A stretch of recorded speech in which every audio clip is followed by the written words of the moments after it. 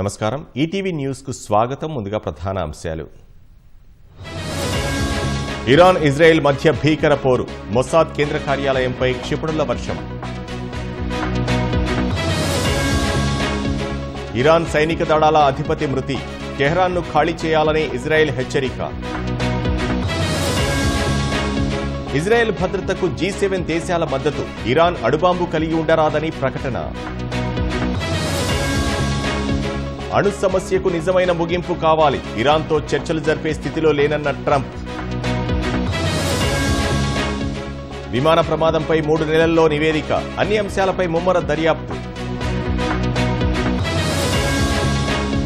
బుధవారం కల్లా DNA పరీక్షలు పూర్తి, ఇప్పటి వరకు 162 మృతదేహాలు గుర్తింపు. హనీమూన్ హత్య కేసులో సీన్ రీకన్స్ట్రక్షన్, మరో ఆయుధం కోసం పోలీసుల గాలింపు.